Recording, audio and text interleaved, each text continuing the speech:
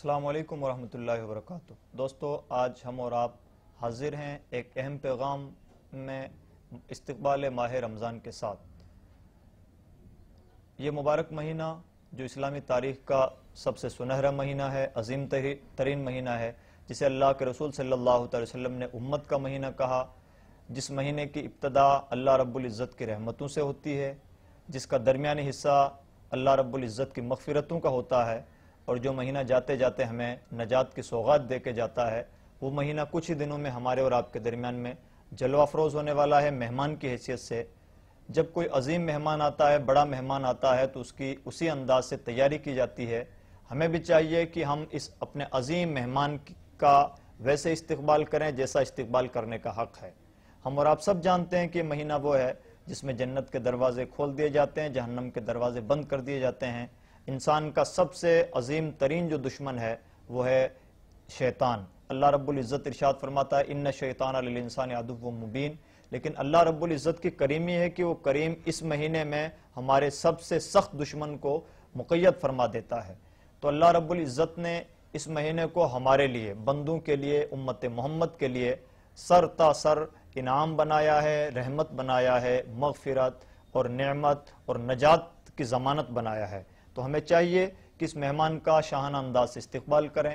اللہ رب العزت نے اس مہینے کا انٹروڈکشن اپنے کلام پاک میں چند طرح سے دیا۔ شہر رمضان الذی انزل فیہ القرآن، رمضان کا مہینہ وہ ہے جس میں اللہ رب العزت نے قرآن نازل فرمایا، یعنی قرآن کی سالگرہ ہے۔ اس مہینے میں اللہ رب العزت نے قرآن نازل فرمایا، اور اللہ رب العزت نے اور بڑھ کے دن کا بھی تعین فرمایا، انا انزلناہ فی لیلۃ القدر، ہم نے لیلۃ القدر میں قرآن نازل فرمایا۔ تو یہ مہینہ اللہ رب العزت کی سب سے عظیم نعمت قرآن کے عطا کرنے کا مہینہ ہے۔ اس مہینے میں ہمیں چاہیے کہ قرآن پاک کی جتنی زیادہ تلاوت کر سکتے ہوں کریں، اور اللہ کا شکر ہے ہم اور آپ اپنی نگاہوں سے مشاہدہ کرتے ہیں کہ اس مہینے میں جتنی قرآن پاک کی تلاوت کی جاتی ہے اور مہینوں میں قرآن پاک کی تلاوت اتنی نہیں ہو پاتی۔ اس کی وجہ یہ ہے کہ اس میں شیطان بند رہتا ہے، اس کی وجہ یہ ہے کہ اس میں جنت کے دروازے کھلے ہوئے رہتے ہیں۔ ہمیں چاہیے کہ اس مہینے کا بنیادی فلسفہ ہم سمجھیں۔ اللہ رب العزت نے اس مہینے کا جو فلسفہ بیان فرمایا ہے وہ فلسفہ ہے لعلکم تتقون، ہو سکتا ہے لوگوں تم پرہیزگار بن جاؤ۔ تو پرہیزگار بن جانا، پرہیزگاری، تقوی شعاری، یہ اس مہینے کا بنیادی فلسفہ ہے۔ یعنی یہ مہینہ ہمیں پرہیزگار بنانے کے لیے آتا ہے، یہ مہینہ ہمیں متقی بنانے کے لیے آتا ہے۔ اور آپ اگر عقل مندی کے اعتبار سے لوجیکلی طور پر دیکھیں تو آپ کو یہ بات سمجھ میں بھی آئے گی کہ کسی بھی چیز کی ٹریننگ کے لیے ایک خاص مدت درکار ہوتی ہے۔ ایک دو دنوں میں کوئی بہت بڑی ٹریننگ نہیں دی جا سکتی۔ تقوی اور پرہیزگاری جو انسان کی کامیابی ہے، جسے اللہ رب العزت یوں بیان فرماتا ہے قد افلح من تزکا، کامیاب انسان وہ ہے جس نے اپنے من کی صفائی کر لی، اور اسی کو دوسرے لفظوں میں تقوی اور پرہیزگاری کہا جاتا ہے۔ یہ وہ نعمت ہے جس کے بارے میں اللہ فرماتا ہے ان اکرمکم عند اللہ اتقاکم، اے لوگو تم میں سب سے زیادہ اللہ کے نزدیک عزت دار وہ ہے جو تم میں سب سے زیادہ پرہیزگار ہے۔ تو یہ عظیم نعمت اس مہینے میں عطا ہوتی ہے، اور اللہ رب العزت نے عطا کرنے کا طریقہ استعمال فرمایا ہے کہ پورا کا پورا مہینہ ہمیں عطا فرمایا ہے، 30 دن عطا فرمائے ہیں۔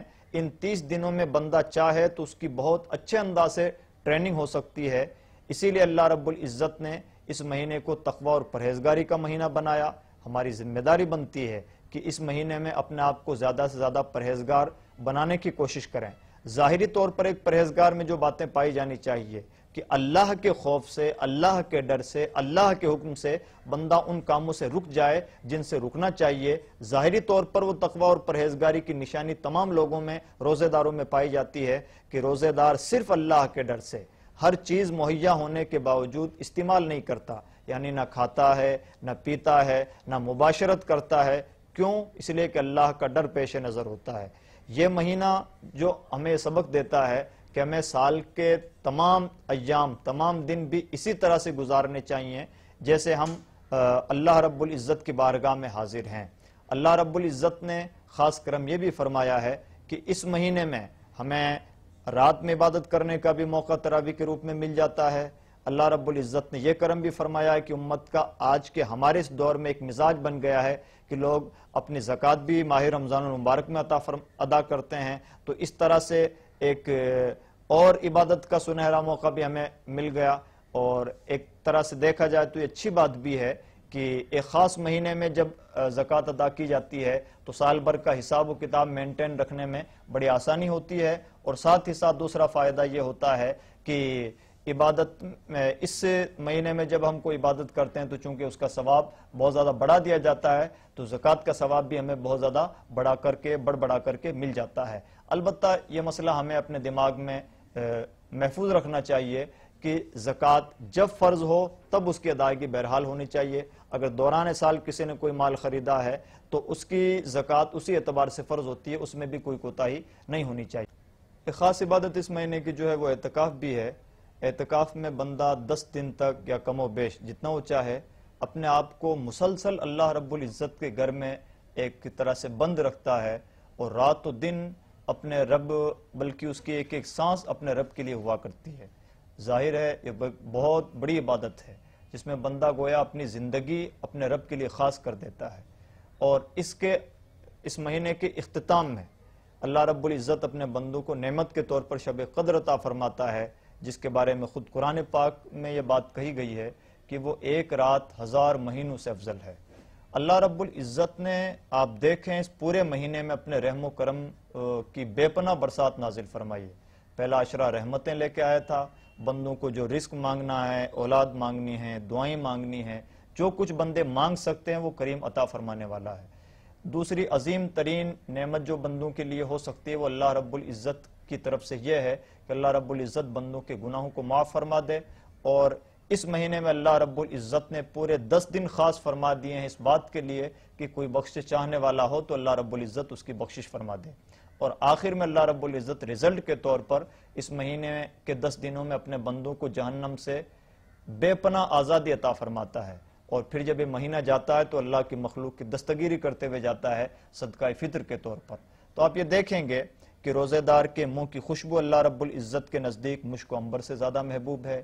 روزے دار کے بارے میں فرمایا گیا کہ روزہ میرے لیے ہے اور اس کا بدلہ میں ہی ہوں۔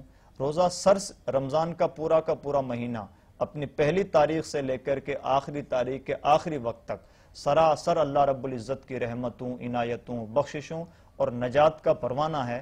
ہمیں چاہیے کہ ہم نے زندگی کے بہت سارے رمضان گزارے، لیکن یہ رمضان ہم اپنے لیے مغفرت کا رمضان بنائیں، رحمت کا رمضان بنائیں، اور جہنم سے آزادی کا رمضان بنائیں۔ اگر ہم اپنے اس مشن میں کامیاب ہوتے ہیں تو اس کی نشانی یہ ہوگی کہ ہماری حالت بدل چکی ہوگی، ہمارے دل کی کیفیت بدل چکی ہوگی۔ اور دوستو، اللہ نہ کرے اگر رمضان کا مہینہ آئے، چلا جائے اور ہمارے دل کی دنیا میں کوئی تبدیلی نہ ہو، تو اس کا مطلب یہ ہے کہ اللہ رب العزت نے تو دینے میں کوئی کمی نہیں رکھی، لیکن بندے کا ظرف ایسا نہ تھا کہ اللہ کی رحمتیں لوٹ سکے۔ تو مجھے امید ہے کہ رمضان کا مہینہ آنے سے پہلے ہی ہم رمضان کی مکمل تیاری کریں گے۔ تیاری سے میری مراد سحری اور افطار کا سامان نہیں ہے، تیاری سے میری مراد یہ ہے کہ ہم رمضان کا اپنا پورا ٹائم ٹیبل فکس کر لیں، شیڈول بنا لیں کہ کس وقت ہمیں قرآن پاک کی تلاوت کرنی ہے، کتنی زیادہ تلاوت کرنی ہے، کس وقت نفل نمازیں پڑھنی ہیں، کس وقت اور دوسرے کار خیر کرنے ہیں۔ مجھے امید ہے کہ ہمارے تمام احباب جو اس وقت ہمارے درشک ہیں، ہماری اس ویڈیو کے ذریعے سے یہ پلاننگ کریں گے کہ ہمیں رمضان المبارک بہت ہی سسٹمیٹک انداز سے گزارنا ہے، اور اللہ نے چاہا تو ایک مہینہ جس میں ہمارا سب سے سخت دشمن بند ہے، اللہ نے چاہا تو ہم اپنے لیے اس مہینے کو رحمت، برکت، نجات اور مغفرت کا سامان بنائیں گے۔ اللہ رب العزت ہمیں توفیق عطا فرمائے۔